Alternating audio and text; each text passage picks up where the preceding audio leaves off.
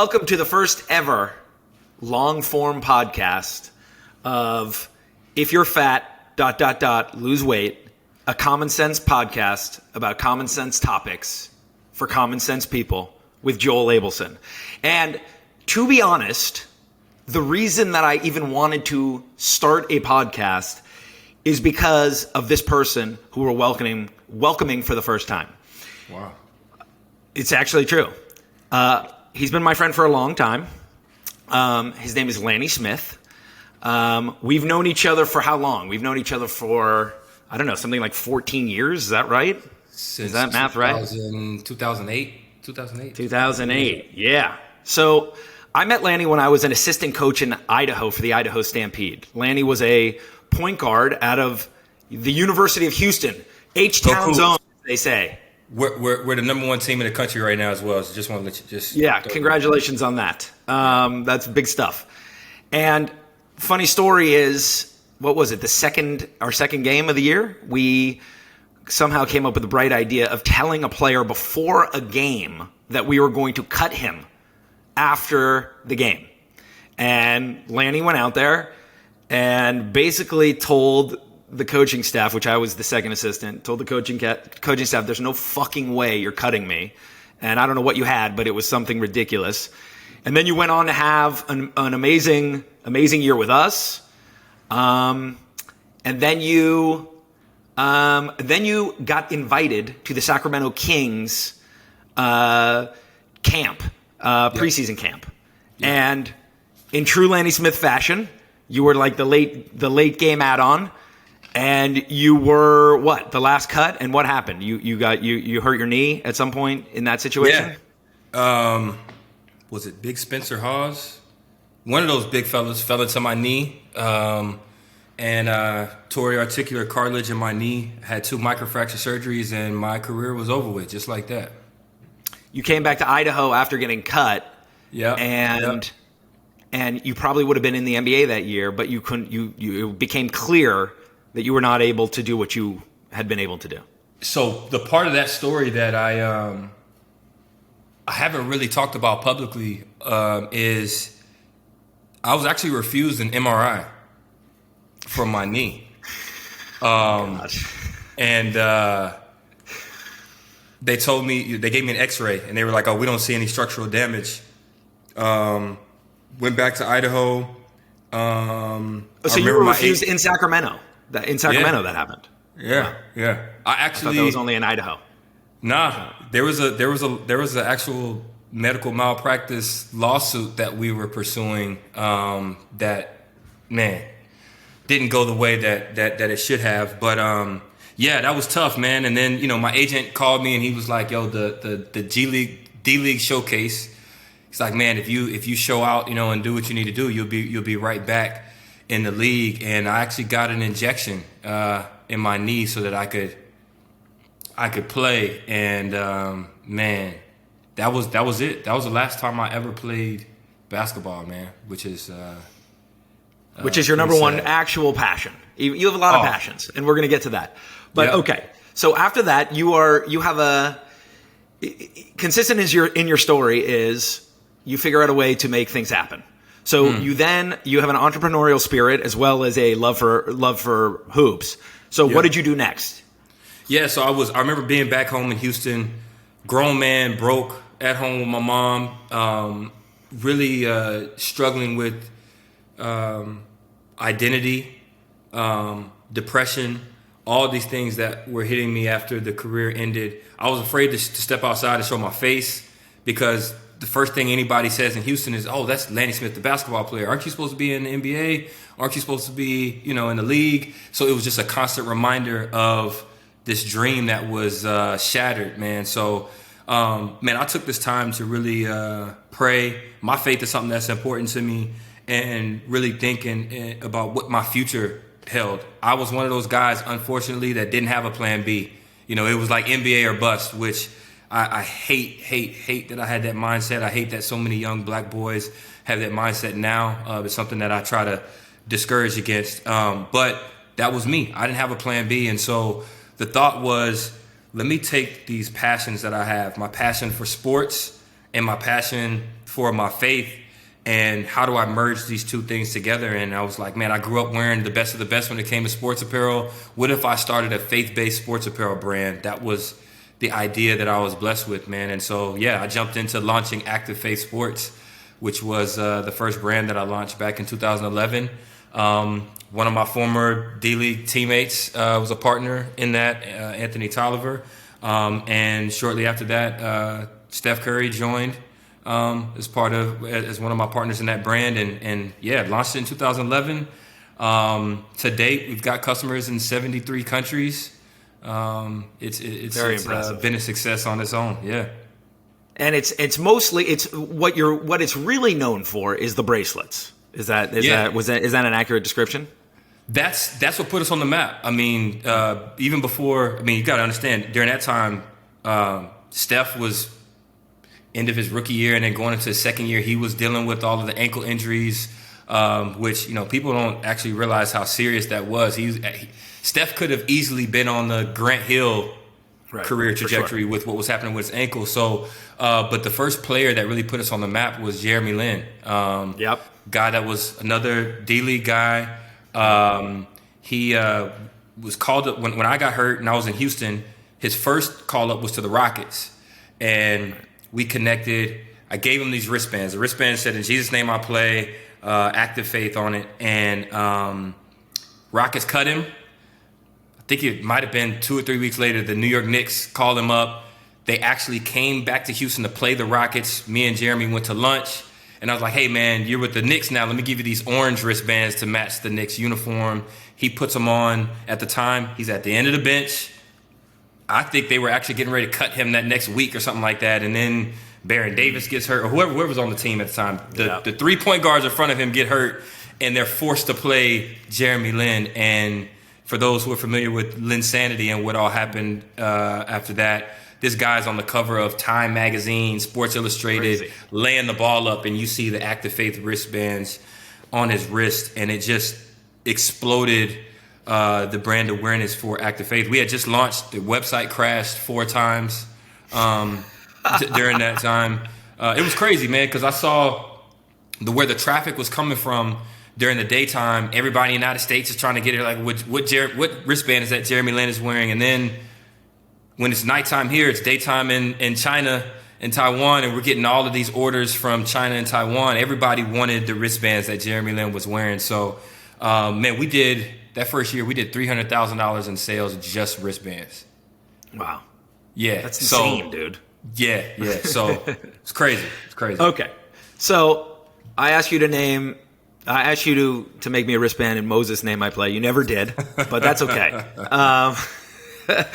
Okay, and now why don't you tell everybody what you do now? And I think it's a good lead into what we're here to talk about. Yeah, so I'm also the founder of Actively Black, which is a Black-owned athleisure wear brand that's focused on uplifting and reinvesting back into the Black community. I launched it on Black Friday 2020, so November 27, 2020, launched this brand, and it's been a snowball effect, literally from day one through today. I'm still in disbelief from day to day of the opportunities that are opening up, of the things that we've been able to accomplish with this brand in such a short period of time.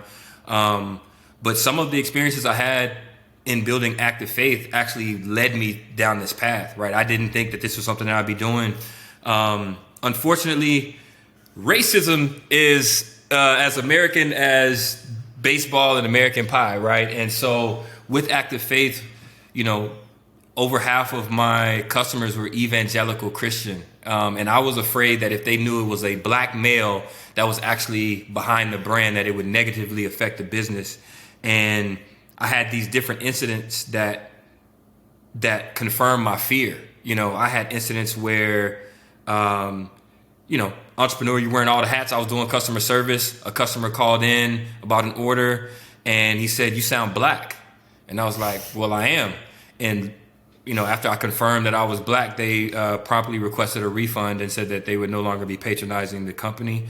Had incidents where, because I kept my face and my name off of the website and the social media, the people who would write in, they didn't really know who was behind it, right? And so there was this investment opportunities. People who were interested in investing in the brand were going back and forth over email. And we get this all the way to an in-person meeting, and I just never forget walking through the doors of that office and seeing the looks on their faces. You know, you could tell they were like, "Oh, shit, it's a black dude." You know what I mean? And those conversations quickly changed. They no longer wanted to invest in the brand, and so those things, they hurt, man. They hurt, and they also made me upset. But I saw the power of what the brand was doing. You know, to this day, I still get emails from Active Faith customers that say, "Hey, I was going through chemotherapy. I was struggling with these treatments for cancer, and I felt like giving up. But I wore my Active Faith hoodie to chemo one day, and it inspired me and motivated me to keep my faith, to keep fighting." And so when you get feedback like that, it lets you know that what you're doing, it's bigger than just another shirt. It's bigger than just another hoodie. Like, this has this intrinsic value to somebody that is positively having an impact on their lives. And so I was like, if I could do that in the faith-based community, can I do that for the black community? Can I do that for my people? And that's where the idea for Actively Black first started kind of twirling around in my head. And then it took, you know, through 2020 for me to actually launch it. So. Okay. So is there anything else in your childhood that led you to this? I mean, I don't know that if there isn't, great, and we can move on. But is there anything else in your experience? You just shared what happened to you as the owner and operator of Active Faith, mm-hmm. and those are experiences that you had. Like, yep. You know, what people can't talk about anymore in political discourse is, you know, we can't talk about what is really happening in the world. Yep. Like, yep. People are too sensitive. People are, and I don't agree. The reason why you're on here today is to really tell us about, you know, the history of blacks in America. The majority of white people, and I include myself in this, don't really know. I've learned a lot from you. Don't really know the history of what has transpired, and I think it's really important to know the history. Now, I think I know it better than most, and I still don't agree with everything that you say. And the reason why we're doing this is because we get on the phone once a month, much to the chagrin of my wife, who I'm always like, "Oh, Lanny," and she's like, "Oh my God, this is gonna be 2 hours." And we talk, and at some point, you always tell me that I'm a terrible person and that you hate me and you're going to never speak to me again. And I say, "Dude, I love you. You're my best friend." And that's how it usually goes. I think in life, our greatest strengths are also our biggest weaknesses. And I'm going to say that to you. I'm going to say that to other people. I think what has made you the most successful, and by the way, and I wouldn't say this to you one-on-one because I wouldn't want you to know this, but I will say this to us two and my mom, who's probably the only one who's going to watch this. You are honestly one of my heroes. What I think you're trying to accomplish with Actively Black is one of the most inspiring things that I see in my life in the last few years. Wow. And I'm not just saying that. And again, we don't agree on everything.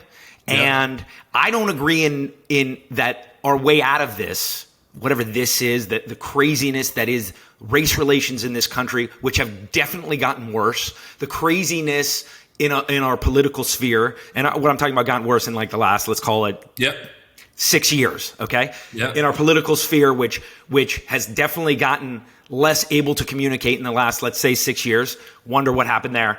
But like, you know, what you've done is very, very, very impressive. I think you're ultimate and inspiring. And I think your ultimate, where you're going to take this is going to be uncalculable, if that's the right word. But I also think that some of the times your fire and what's made you so successful also prevents people from hearing what you're saying and prevents you from having the impact on people that you should be having across race, religion, etc. I am an atheist. I was raised Jewish. Maybe we're going to talk about that another time. The black experience. Our conversations about Kanye and Kyrie and Chappelle and et cetera, et cetera, et cetera. And we're going to have that and Israel and blah. We can do that another time. That's not what this is for. But again, we disagree on a lot, you and I. We are, the foundation of our life is based on very different things. Yours is based on your faith. Mine is based on no religion. I think religion is a farce. Not to say that I don't respect you for what you have going on, but for me, it doesn't speak to me at all. But I ultimately think, like, I don't need something to tell me like that I should be a good person. You know, that's my own definition, and that's not what religion is. I get that, but that's my issue with it. It's like, you know, and then people's fallback if they screw up is, you know, I gotta do better with Jesus, or I gotta do better with, you know, God, or whoever it is. And it's like, to me, that makes my skin crawl. That's not why we're here. Okay, so we are here honestly to talk about the black experience in America. And I'd love for you to take us through it. We're already 15 minutes into this. I think it was important for you to give your history. But I'd love for you to just, you get long-winded sometimes. I'm going to try and direct us in a better way. But I'd love for you to start with just, how did black people get to this country? What were the circumstances? And let's start there. And these are facts. No, you don't have to pontificate on emotions. Let's just hear how it happened. No, man, I'm so glad you asked me that.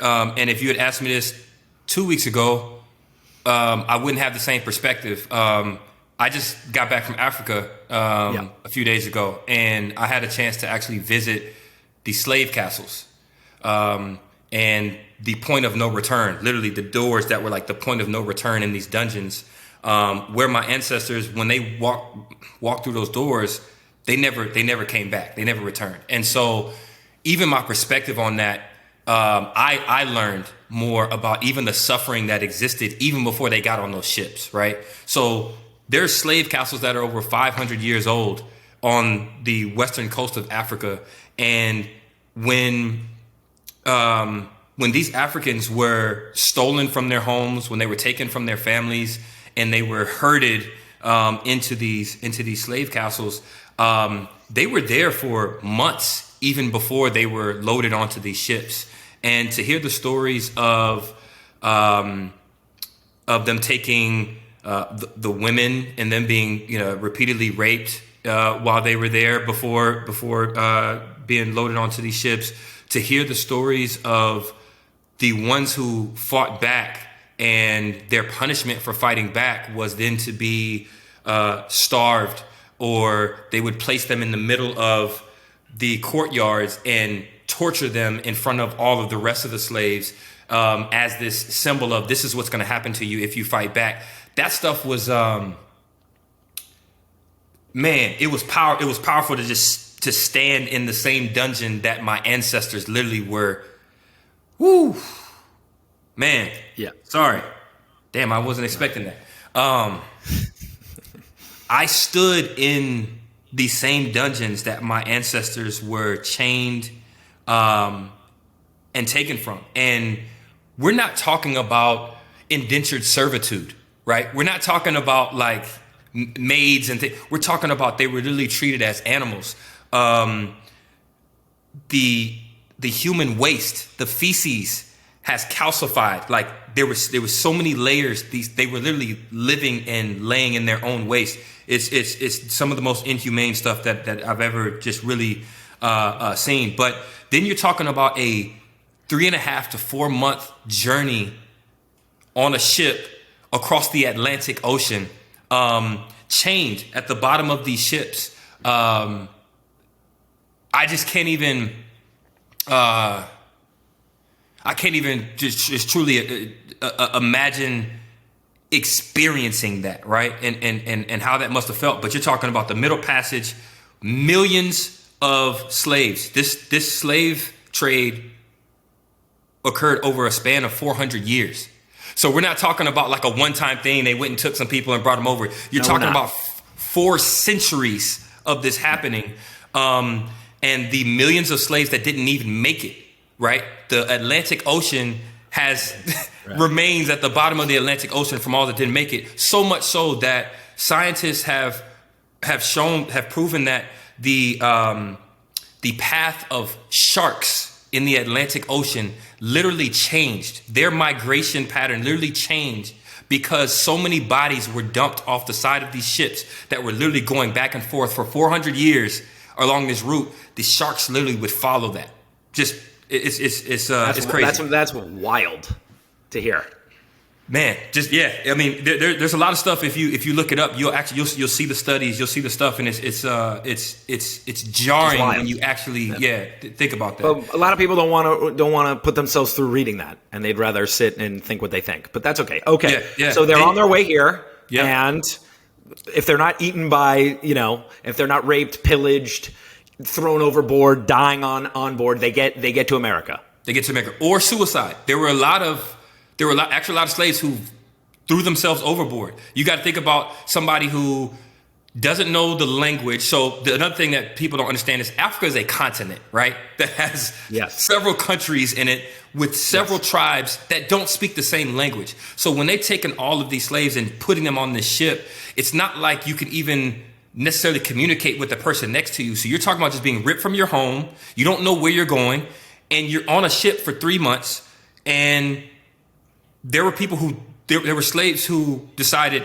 I'd rather die than to experience this. So also the ones who committed suicide. Then, you land on the shores of Virginia, of the United States here for the United States. But, Brazil has the second largest black population in the world third outside of Africa and America is Brazil. Right. Why? Because they were bringing slaves just America, Caribbean, South America.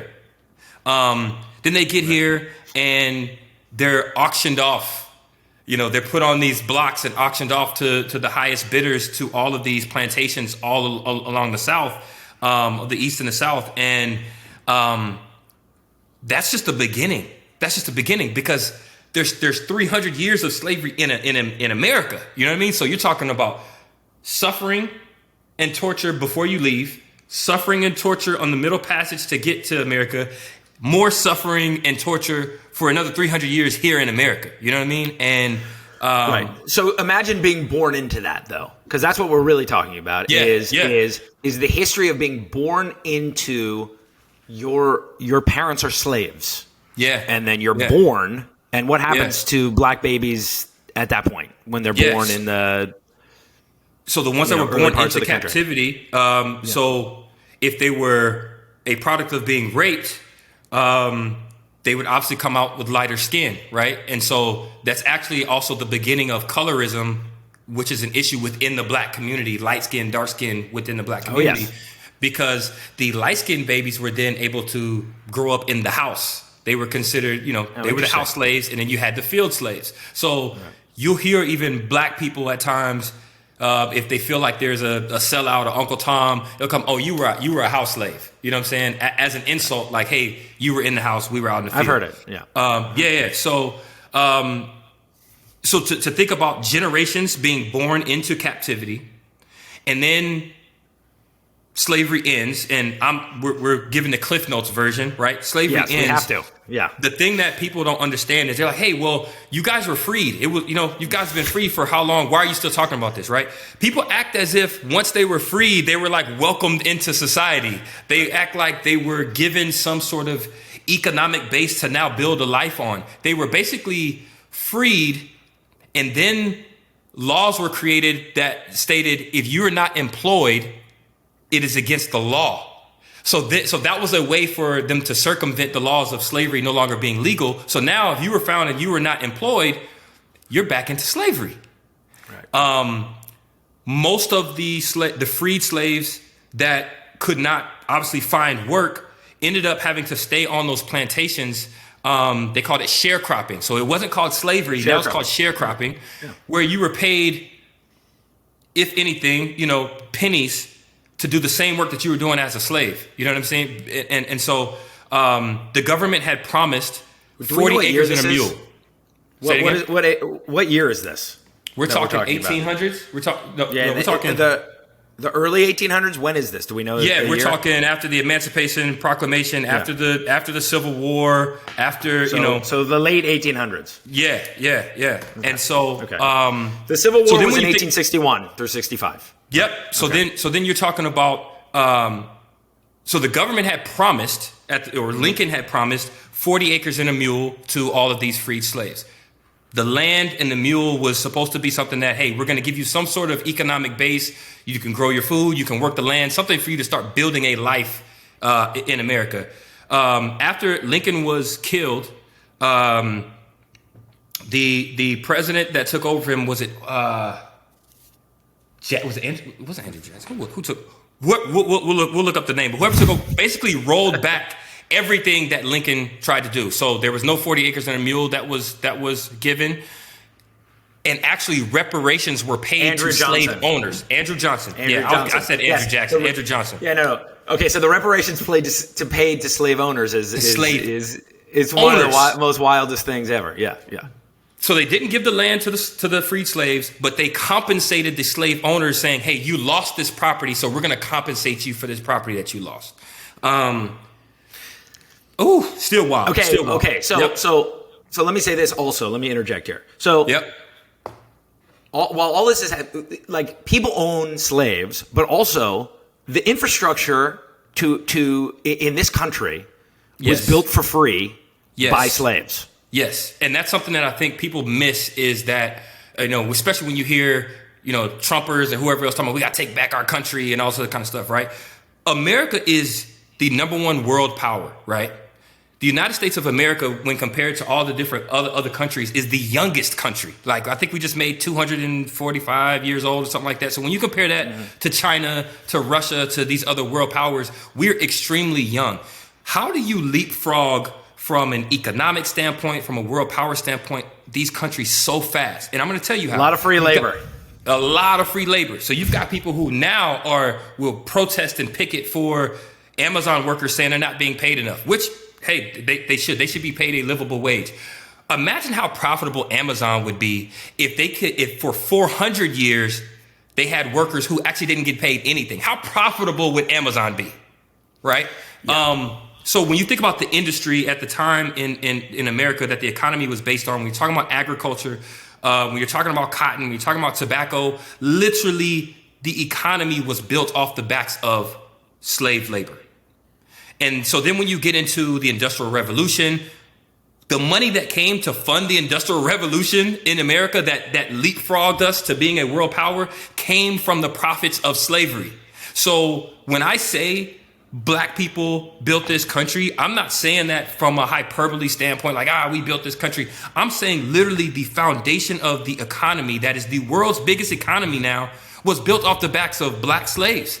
And if we want to talk literal, those slaves also built the White House. They also built Harvard University. You know what I'm saying? Like, they literally built the foundation of this country. So, Right. Okay. So, all right. So the Civil War happens.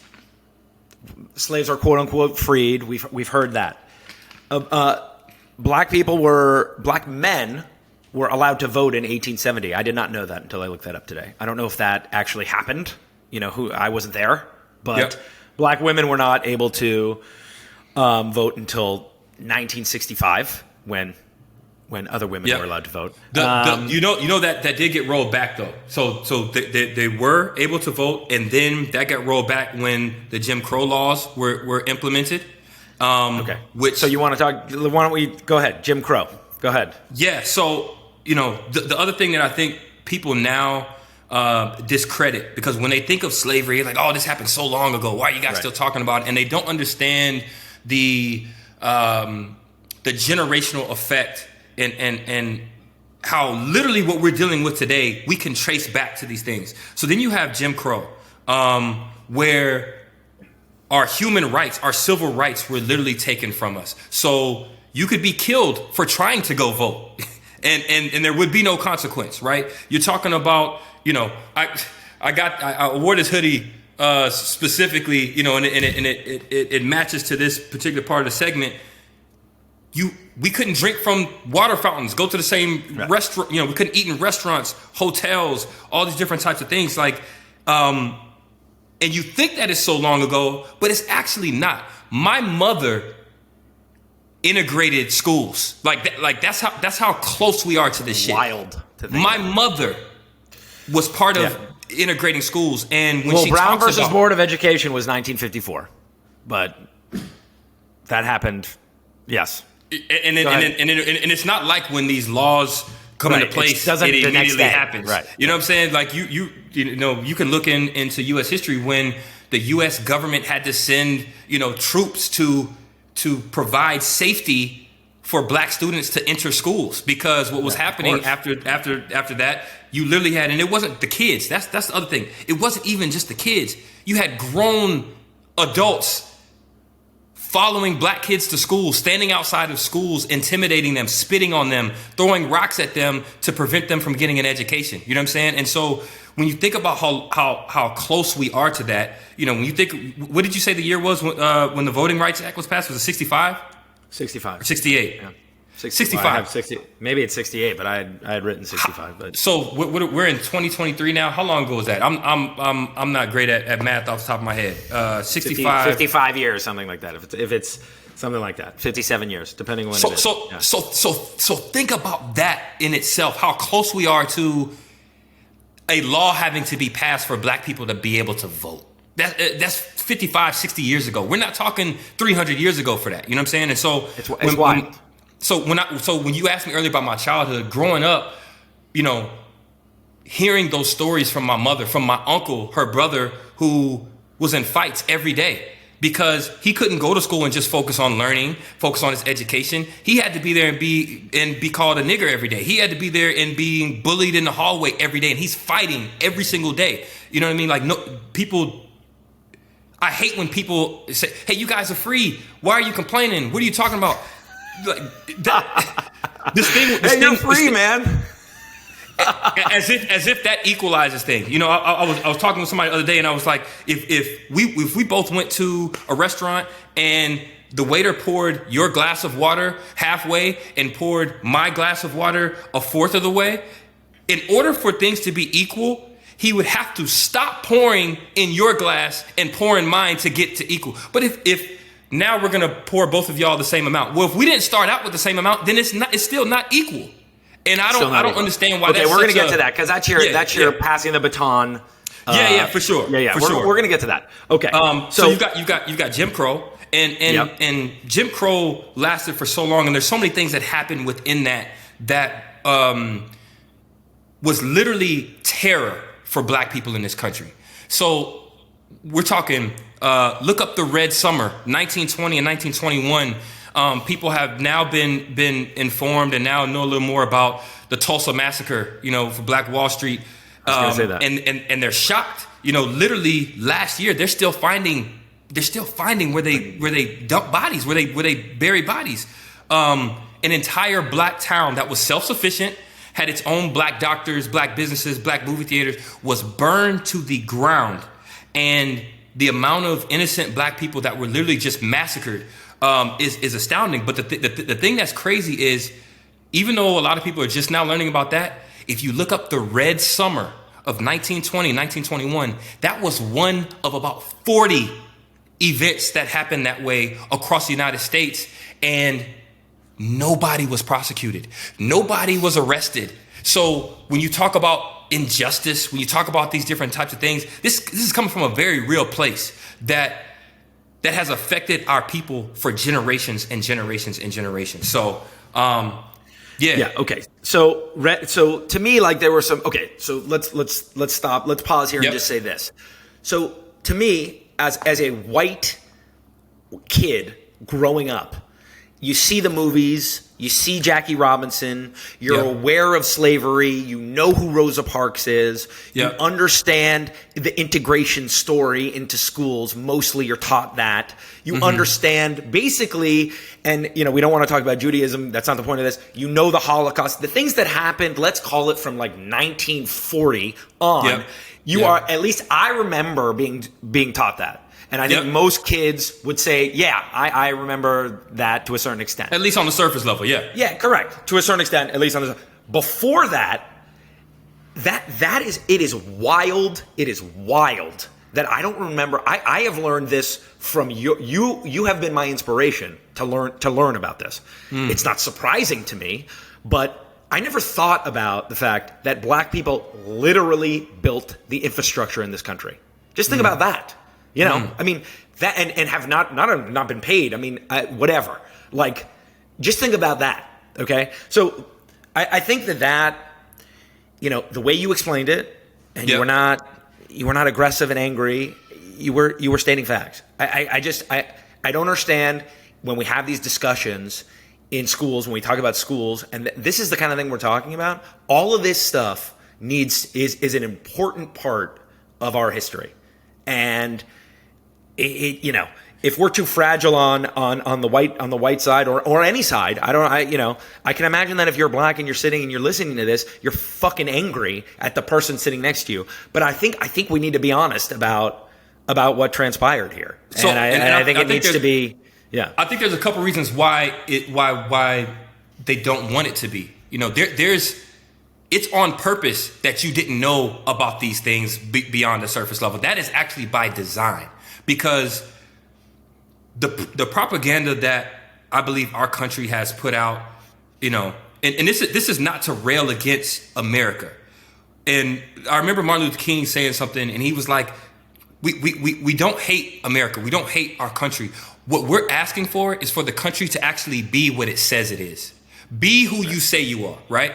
And so the reason why they don't want that history taught is because then you can no longer have this, oh, you know, America's the best country in the world and we treat our people great and this is the land of equality. You can't put forth that facade if people actually know the truth of how this country actually got to where it is. And I think in the terms of white supremacy, if you get to a place where you learn the facts and you learn the history, now it starts to make you question what you've been told about yourself, right? So if you've always been taught that we're better than everybody else, we're smarter than everybody else, we got to where we are because we worked harder than you, you know, if that's what you truly believe, if you start to peel back these layers and you uncover this stuff, then you start to see, well, damn, maybe we got here because we took advantage of other people. Maybe we got this way. And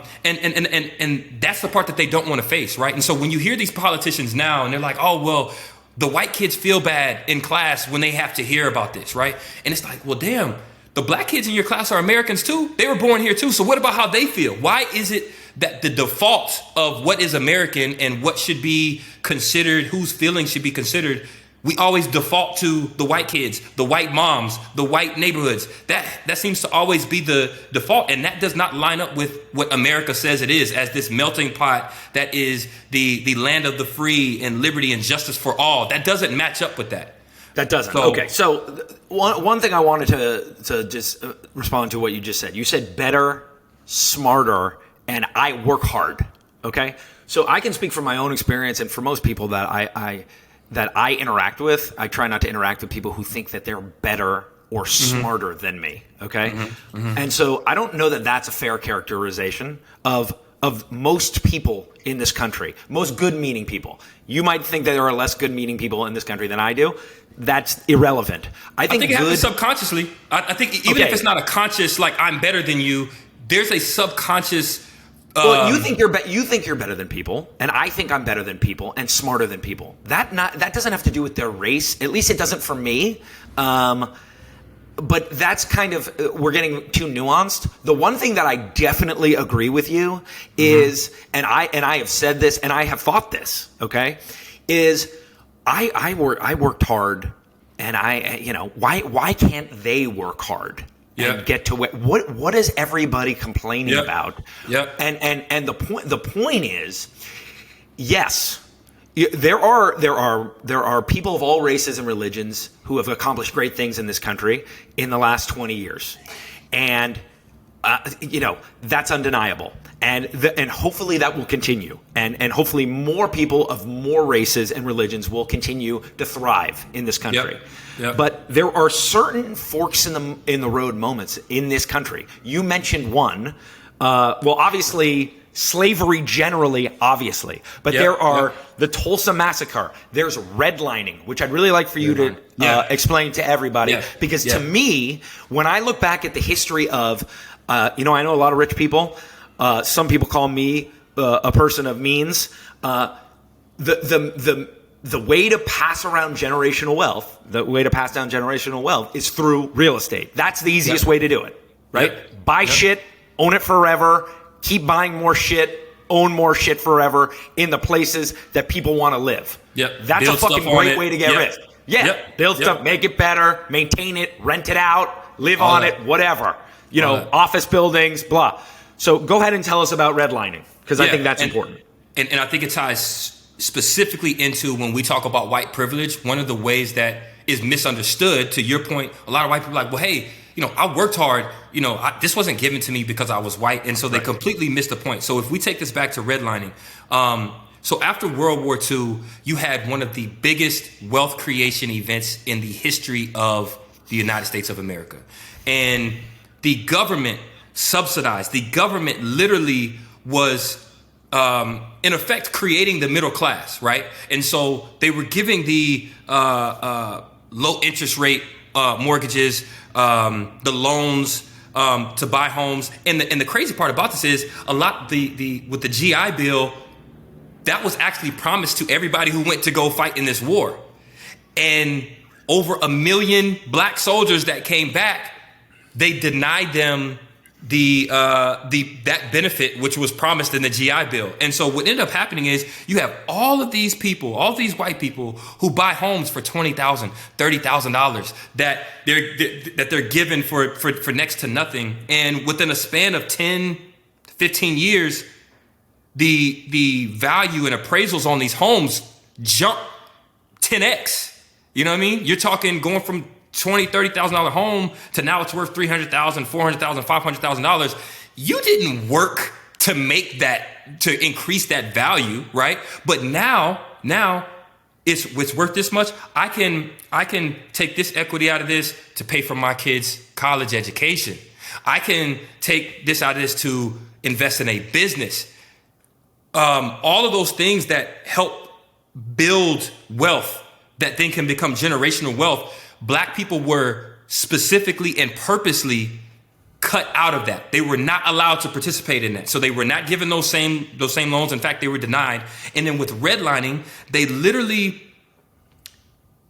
on the maps, that's why it's called redlining. They redlined areas that if you applied to get a mortgage in these certain areas and you were black, you can't, it was denied. You could only live in these certain areas. Automatically denied. Automatically denied. So when we think about generational wealth, when we think about, if you talk to a finance person and you talk about compound interest, it's very easy for them to understand, if I invest this 50 years ago and the compound interest of what's going to happen to that in 2 generations and 3 generations, like you can easily understand that, but people can't understand if you were given this financial base, however many years ago, that then allowed your grandparents or great grandparents to accumulate wealth that they didn't earn, they were given, but then they were able to pay for their children's college education. So then when that person graduates from college, they don't come out with any debt. They can then launch on top of what was built before them.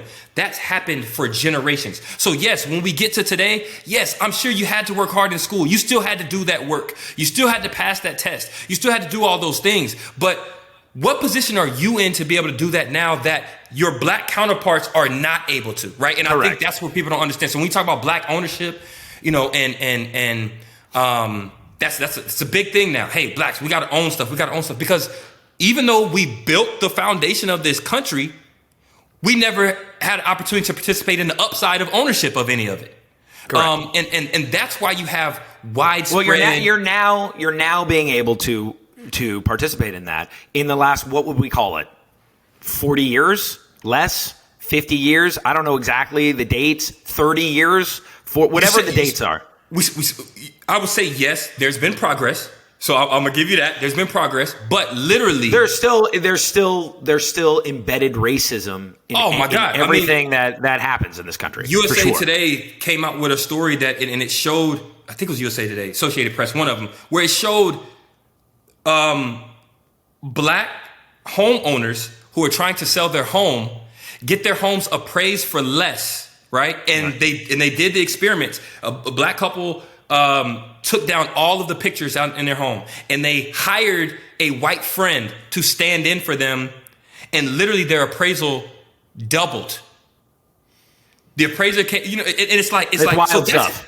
That's happening right now. You know what I'm saying? So it's still not equal. It's still not what the country claims that it is. It's still not equal. It's definitely not equal. But we're not talking about, some black guy wants to move next to me here, and they apply for a mortgage, and they're just said absolutely not. I mean, they're not to say that it's equal, but like people can build wealth here. Like, you will be able to build wealth here if your company is successful. There will not be roadblocks put in front of you that say, sorry, you're black, you can't get X. Am I wrong? Okay, tell me why I'm wrong. Right now, specifically in the business world, did you know that less than 1% of all venture capital money goes to black? Yes, less than 1%. I did know that. I did know that. And how many venture capitalists have come to you because of that? Not to say that that's right, but I'm saying. So when I look at the advancement of our people, I can't cherry pick and say, oh well, yeah, this happened for me, so that means things are changing. I understand. I understand. And I think that's I think that's where the country also gets it wrong. They're like, well, hey, LeBron James and Michael Jordan and Barack Obama, and it's like, do you really think that because those individuals have been able to break through and achieve a certain level of success, that means these things have actually changed? It hasn't. Go ahead. I was going to say, the relay, the passing the baton thing is something that I feel like, the relay thing. Yeah. When I talk to people and they talk about white privilege, so you've got somebody like, hey, I wasn't alive back then. Yeah, maybe somebody in my ancestry owned slaves, or maybe they were a part of KKK, but I wasn't a part of that. So that doesn't apply to me. And the reason why that's the wrong way of thinking is this: if you think about a relay race, 4x1. Think about if your team, if you realize, if you're the last person, you're the anchor leg, and you realize the first leg on your team chained the other team's leg to that starting block and got a head start, right? When they start passing that baton, by the time that first person is freed, they're going to be behind. So when the anchor legs have that baton, if you look back and you think that you got that far ahead because your team just ran that much faster, you're delusional, right? And the only way that you can know that this advantage that I've been given, you still ran hard, right? You still trained, you still worked hard. You did all the things to do to make sure that you could perform when it was your time to run with that baton. But unless you know that the first person on your team cheated, chained the other leg of the opposing runners, then in your mind, you actually think my team got here because we're just that much faster. That's the reason why history needs to be taught. That's the reason why I don't understand these anti-CRT people and all this kind of stuff. Is because if the people today actually know what their predecessors did, it doesn't mean that we're faulting you for it. But you are a benefactor. You do benefit from what they did. And once you have the knowledge of that, now you can make the decision. Okay, correct. Do I slow down? Or to let this other team catch up, and then once it gets even, then now let's run and see what happens. Now you have the knowledge of the history, and now it's a heart thing.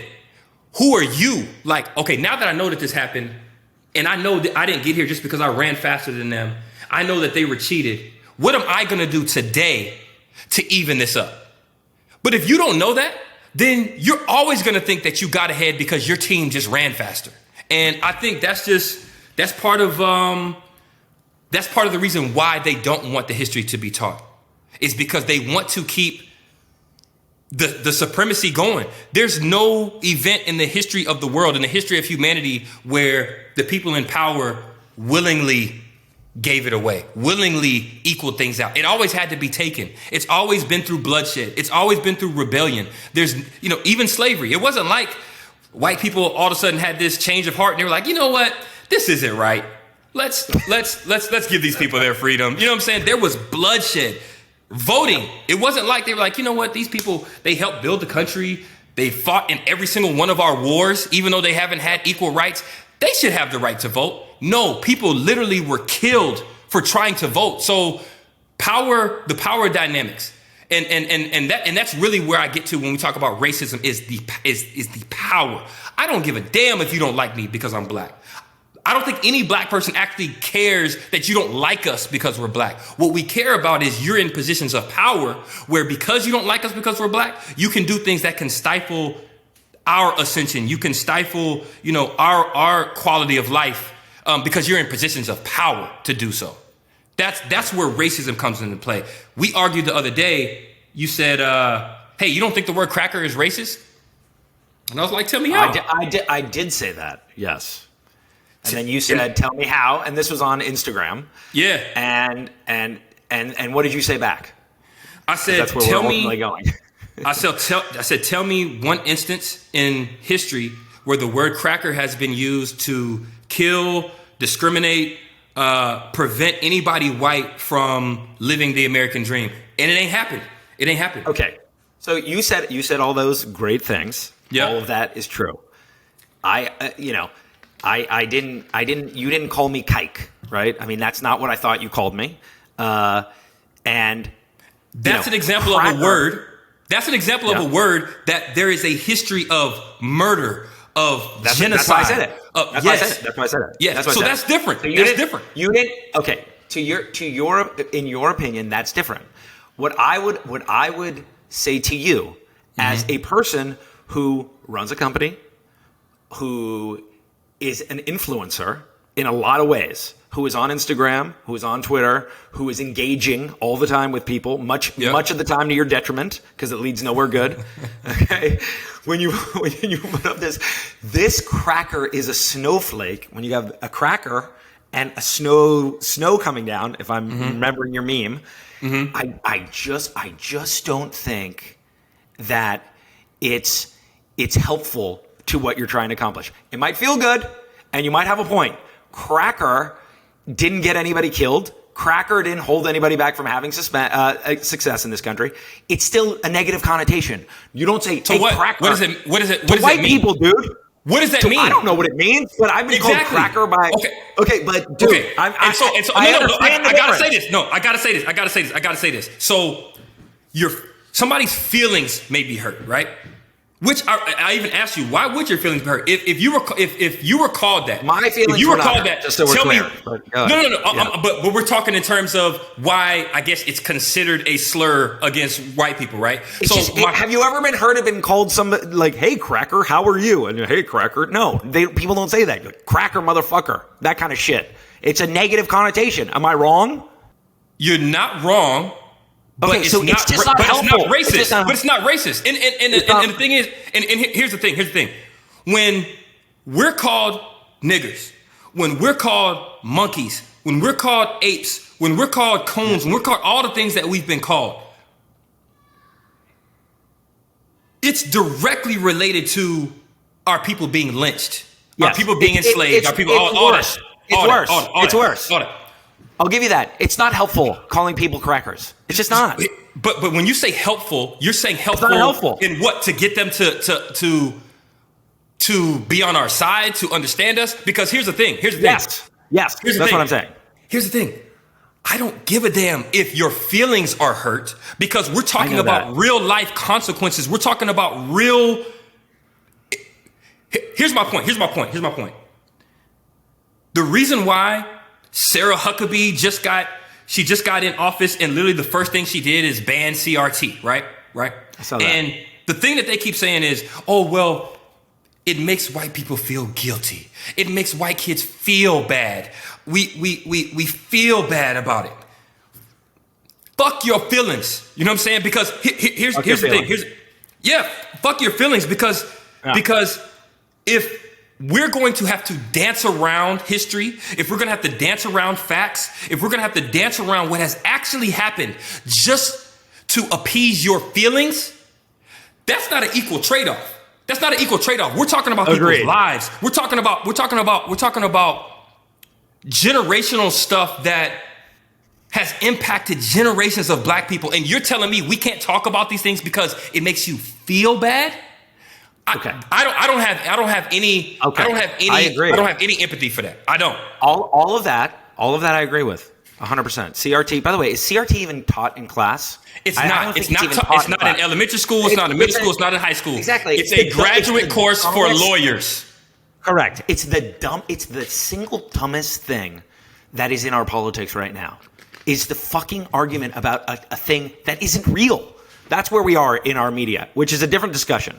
Okay, to your point, and then we're going to go on to something else. Yep. To your point, everything you said is true. I agree with. People should be able to hear things that make them uncomfortable. You said, and we have talked about things in this hour that hopefully somebody will hear and say, you know what, I didn't know that. You know what I mean? I didn't know that. I didn't consider that. Wow. I really didn't know that. Can you also give the context of when the word cracker was used? Can you have to give context? Yes, you were responding to a white person who was accusing you of dividing by race. Am I right? Something like that? Am I right? A white person who was harassing my business page that is being built to uplift and reinvest back into black people, and then comes back with the comments of, well, I should create actively white. How many times have you heard that, by the way? How you got, man, I hear that shit every day. Oh, I should build actively white. Guess what? Like I talked about earlier, how this country, everything defaults to white. If it's default, you don't have to label it. You know what I'm saying? Right. So, okay, we're not going there. Yeah, you know what I'm saying? So it's like, we're not going there. I mean, we're not going there. Everything has been actively white already. Right. All right, go ahead. Right. Yeah, actively white is a dumb idea. Okay, the fact that people on a weekly basis are telling you that they're going to start actively white is actually funny. I actually think that you handle it very well. I still don't think it's helpful. I still think what you're doing, what you're trying to accomplish, and what you are actively accomplishing, not what you're trying to accomplish, what you're actively accomplishing is the most inspiring thing. Can I ask you one question regarding this? I have to ask you one question because I remember before you got some of the insight that I gave you, I remember even you kind of being like, man, well, why would you make it just for black people? Or don't you think this is divisive? So here's my question to you. I still have some of those fears. Continue. So here's my question. In a country where there were actual like laws written to discriminate against us, right? Like literally laws that were written where we couldn't drink, we couldn't eat, we couldn't, all these different things. And the overwhelming sentiment has been, when we talk about reparations, when we talk about what we feel like we're owed is, oh, you guys are looking for a handout. You're looking for a handout. Why don't you just work hard? Why don't you work hard? So my question is this: why is it then when we decide to create something to provide for our own that there's a problem with that as well? It's like you want to exclude, and then you want to be part of the group that you just excluded from. It makes no sense. It's the same thing with the N-word. You used it to exclude our people. And now you say, oh, well, you guys say it in your rap music. I want to be able to say it too. Why do you want to use a term that your people use to exclude us? It's gaslighting at its finest. So I actually don't understand, and it actually pisses me off when people say, oh, I'm going to create actively white, or why are you being divisive? Well, if you look at the history, I can imagine. If you look at the history of this shit, right? HBCUs, historically black colleges and universities, they weren't made to divide. They were made because black people were prevented from going to the universities that existed. To get in. Right. So at some point, it's like, so how long were we supposed to wait for you guys to accept us? No, fuck that. We're going to just build our own. Same thing. You should build your own.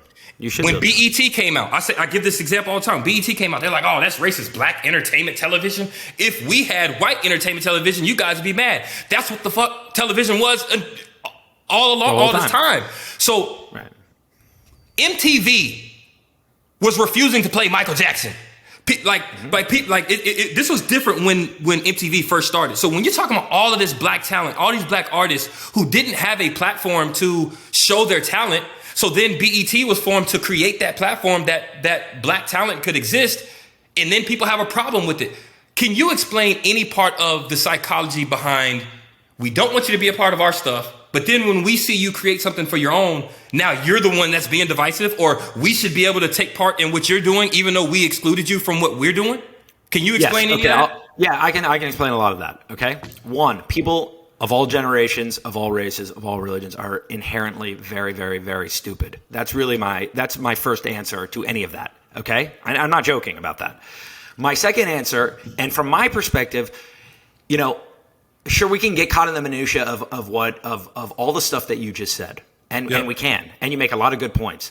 But at the end of this conversation, I want to ask you a few questions. Okay. One of which is, how do we move forward from this realistically? Not how could we move forward if it was up to Lanny Smith or Joel Abelson, or what is politically palatable for us as a country to move forward? How is that going to do? Now, what you're building, and it's true, I've been on a journey on this. What you are building, I don't think the way forward personally for me is to give black people reparations. If it were up to me, I would say that's what I would think is the most fair. Do I think the country as a whole will ever get there? My answer to that question is no. I could be wrong. What I think there would be more of a palette for would be to inject a real investment, really invest in the youth and education of our youth across the spectrum.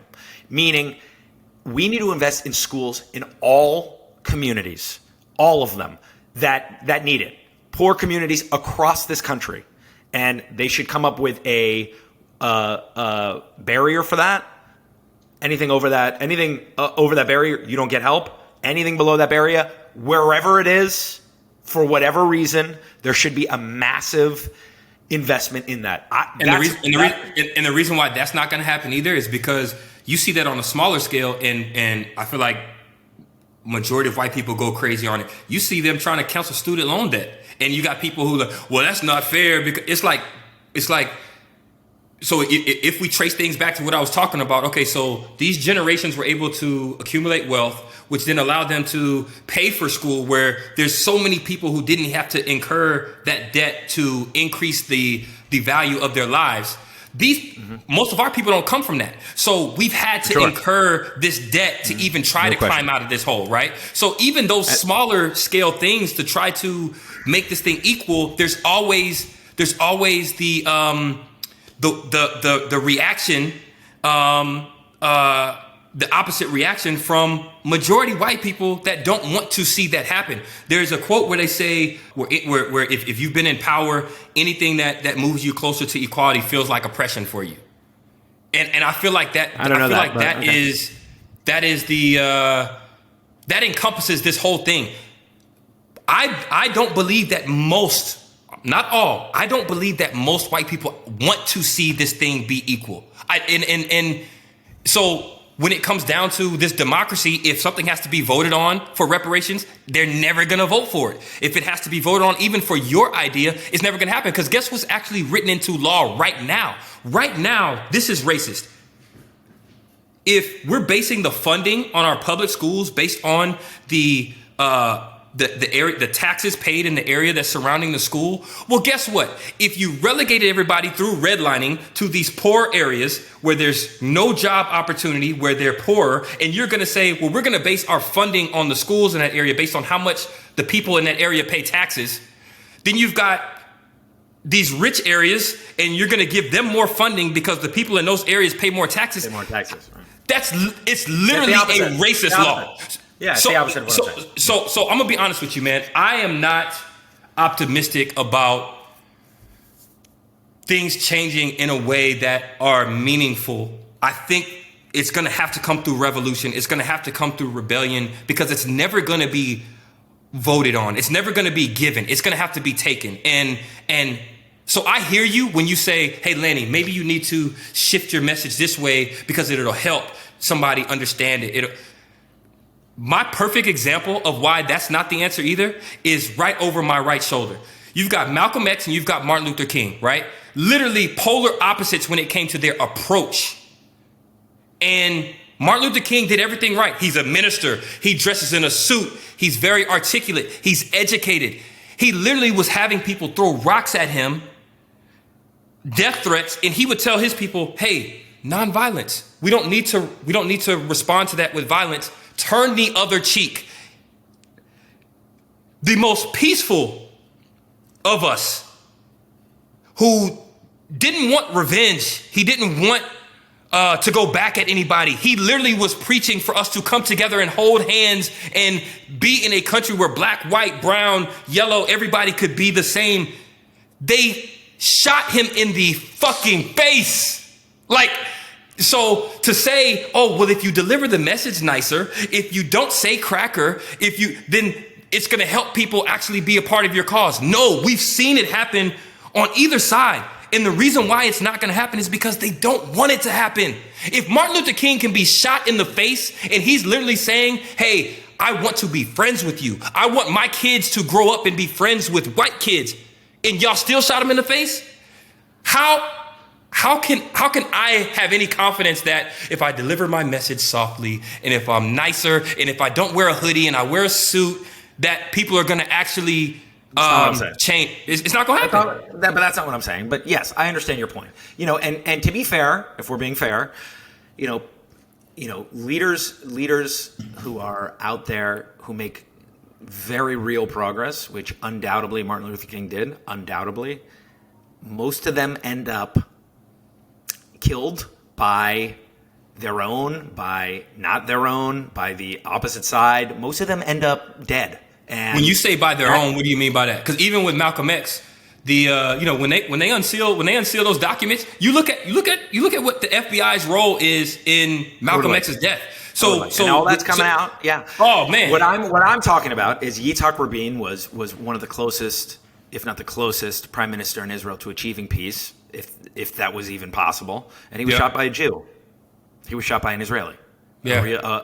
A religious zealot Israeli who didn't believe that should ever be on the table because for religious reasons he believed that Jews have full ownership of land, and so I'll tell you one more people who move.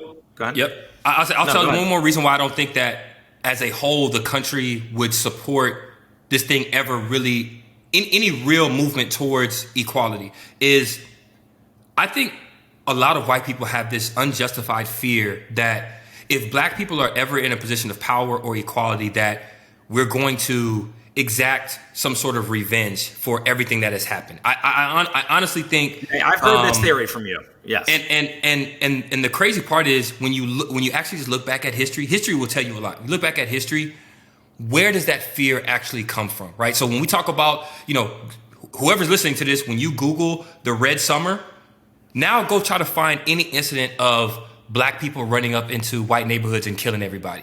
When you look at the Black Panther Party and how they were demonized as being terrorists, go Google, go look it up. When was there ever a time where these armed black men were going and killing white people? It never happened. It never happened.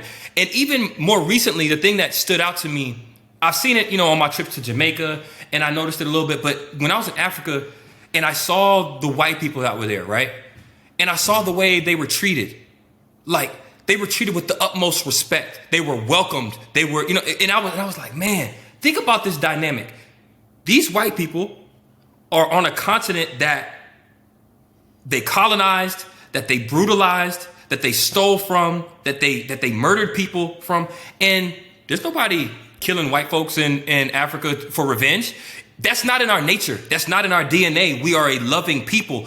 Most of us don't want revenge. We just want equality. We want what's due to us. So really reparations to me would honestly be the only thing that ever makes a real change. And I just don't think that that's ever going to happen. So people like myself, these black entrepreneurs who have a heart for giving back to the community, I think we're going to have to build it in the private sector. We're going to have to accumulate wealth to a certain degree that we can then uplift our own, because the government's not going to do it. The country's not going to do it. When you think about 400 years of unpaid labor, we should be paid reparations plus interest. Plus interest. That's for sure. I mean, if you want to make it completely fair, for sure. And that change, and honestly, that's what changes the dynamics of this whole thing. Because when in this country, money is power. And so if there was ever, and we're not talking about individuals, we're not talking about Oprah, we're not talking about Michael Jordan. We're talking about if as a whole, more black people had the money to have power. That's what changes the dynamics of this whole thing. And that's what's never going to happen. Well, I just think in our lifetime you're seeing, I mean, it's not like unbelievable progress, but you're saying, okay, let's talk about the NBA, something we're both aware of, okay? Michael Jordan owns the Charlotte Bobcats, or whatever they're called these days, Charlotte Hornets. LeBron James is going to own an NBA team within 3 years of when he stops. Obama is likely going to own an NBA team or a small chunk of an NBA team in the next 5 years. Who's the guy that just bought the Phoenix Suns? What's his name? He was a walk-on at Michigan State. Yeah. What's his name? What race is he? He's white. Or is he Jewish? He's white. I don't know. He's not honestly black. don't know. Oh, he's white. But here's my point. This guy was a walk-on at Michigan State, right? Yeah. You just named Michael Jordan and LeBron James, arguably the best basketball players to ever. Matty-Sheba. Yeah. Arguably the Morgan best executive. basketball players to ever play the game. And no. I was responding to your last comment about how you don't think black people will ever have, real power in this country. I disagree. What I'm saying is, and if you talk to somebody, I never worked corporate, but so many of my friends who worked in corporate America will tell you the same thing. So it's the same thing, just on a different level. We have to be the absolute best at what we do to get the same opportunity as somebody who doesn't have it. You know what I'm saying? So yes, there's going to be some of us that ascend to these levels. There's going to be some of us. It's going to be some of you. You're going to be inspiring to people. And you're going to raise people up based on what you're currently doing. Okay? Out of what you always tell me, outside of entertainment, outside of athletics, what you were doing, what Barack Obama did, these are things that, I mean, I'm not going to put you on that level yet. These are things that are outside of and music. I said entertainment. Like, these are things that are undeniably inspiring, and we need more of it. We started this session. You were talking about how things are within the last 6 years that I would attribute to the white backlash of Barack Obama. White lash, as Van Jones called it. White lash. And so, what's going to happen is you're going to have your Barack Obamas who ascend, and then you're going to have the white lash that comes after that. And so, I mean, somebody breaks through, white lash. Somebody breaks through, white lash. So I don't really see.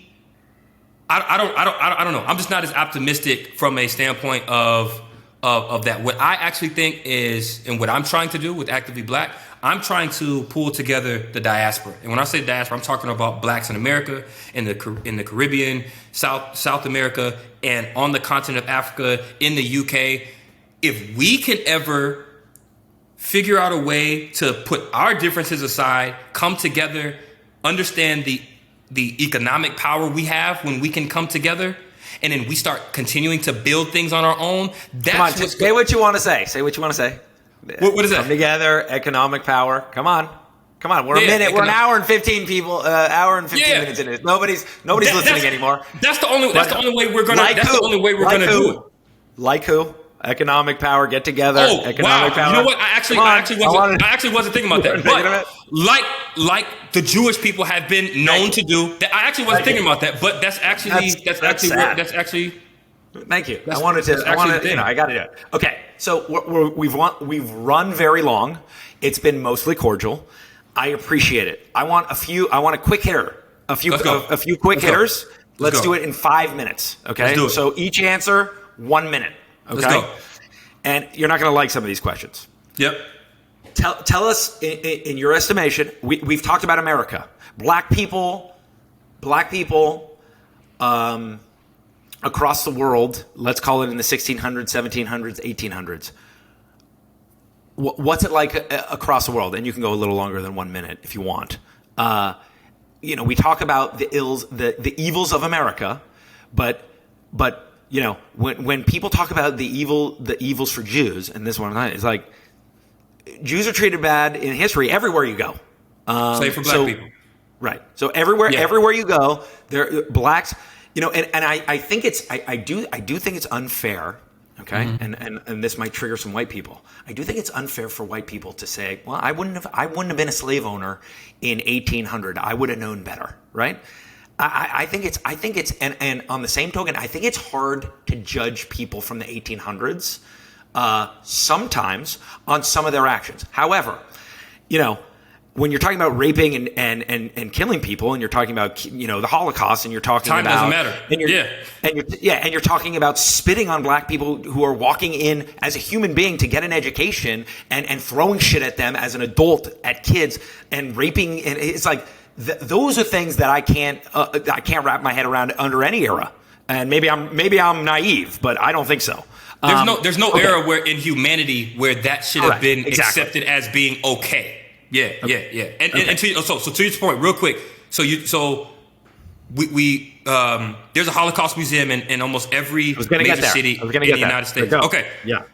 And the Holocaust did not happen in the United States.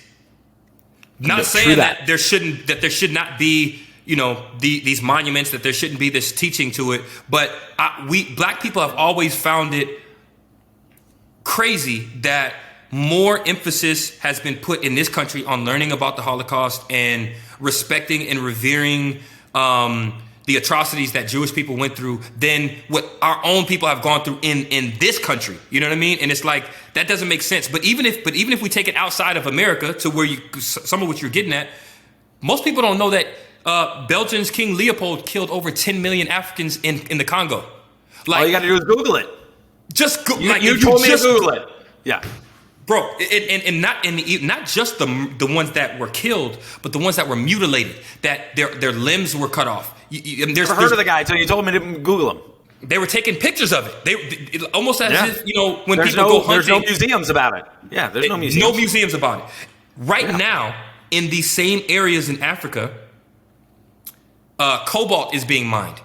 A lot of people don't know cobalt is being used in every single one of these smartphones. It powers the chips in all of these phones. Apple, Tesla, Microsoft, name any tech company that is utilizing these smart chips. They are mining this. They are mining the cobalt in Africa, and these kids and these people are not being paid. They are being treated as cattle. This is happening right now.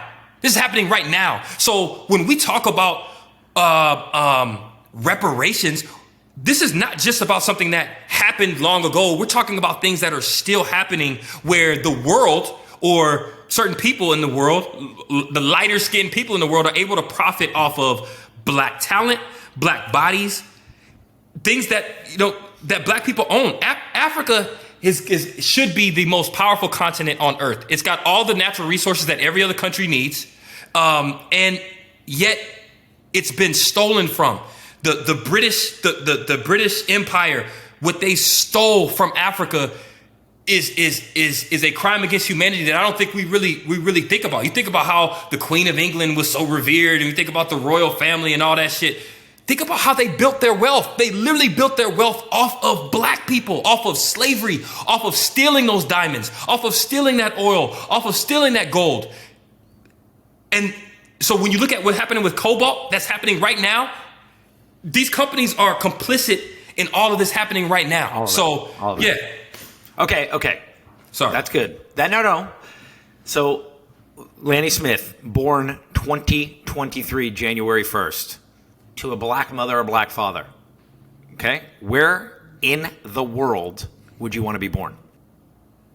I would only say that I don't have enough international travel experience to have a true comparison to give an answer that would suffice.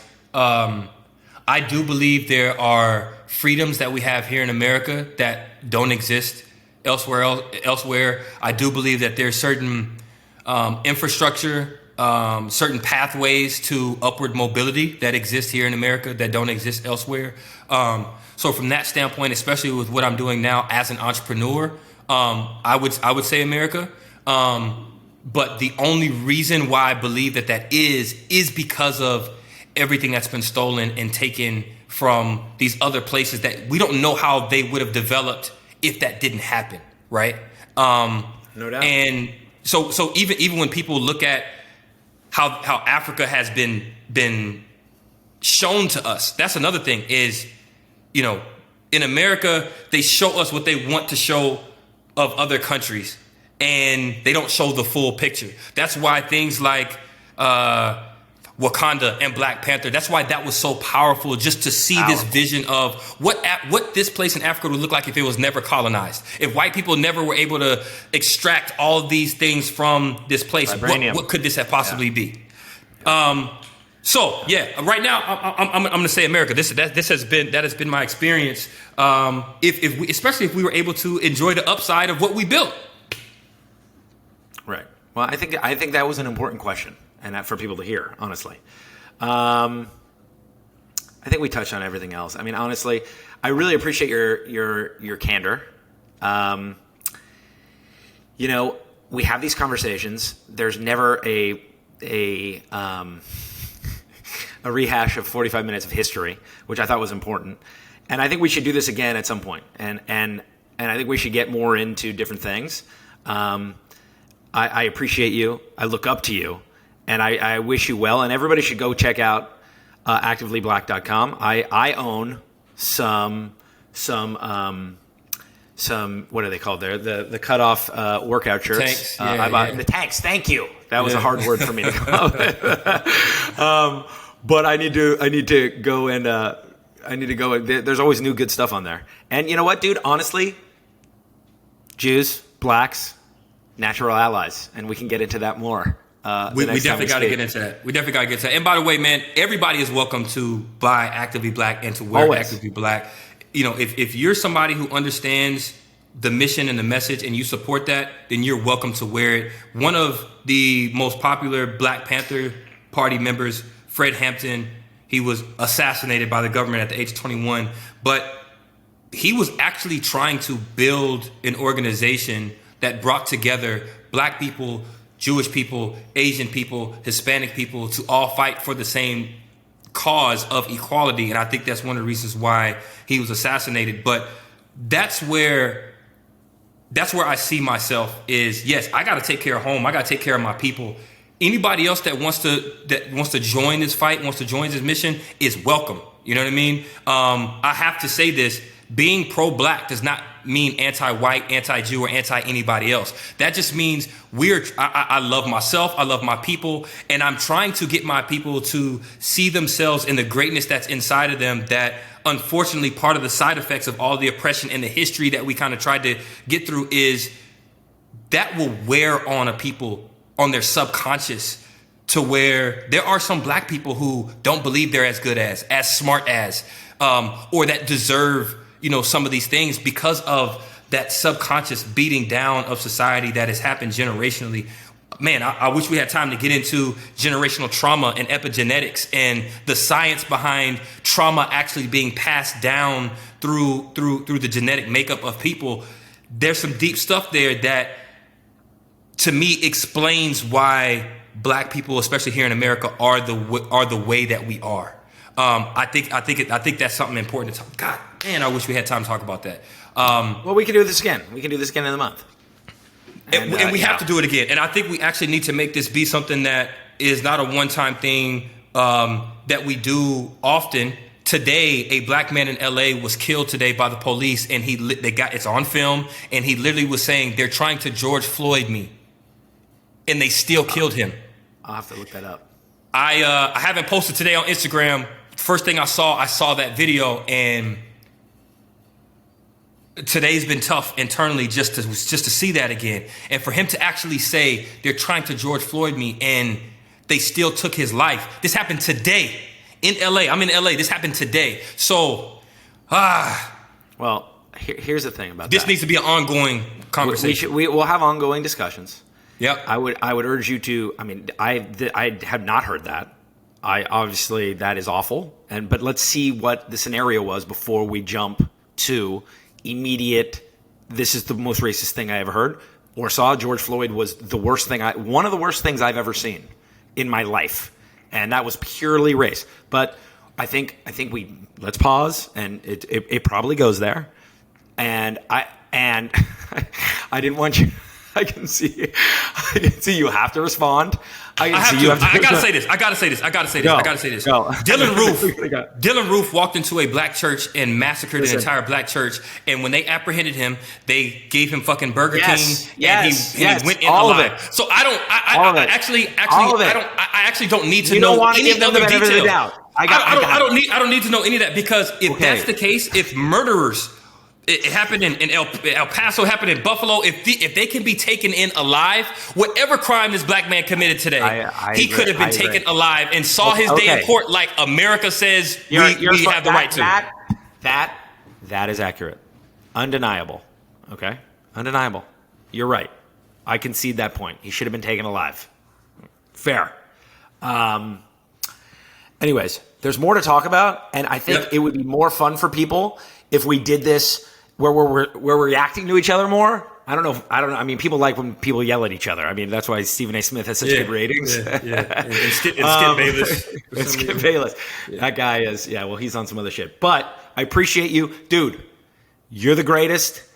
What's made you the king is also don't wear it everywhere you go. Don't carry the burden of your entire race with you. Okay? I don't think it's healthy for you. Take a deep breath, okay? Every once in a while. Give people the benefit of the doubt. You don't have to fire back at me. I know I'm wrong, okay? I know I'm wrong. You're still a great guy, and I love you. And thank you very much for doing this. No, I appreciate you, man. No, we're going to do this again. All right, thanks. Thanks, Lanny. All right.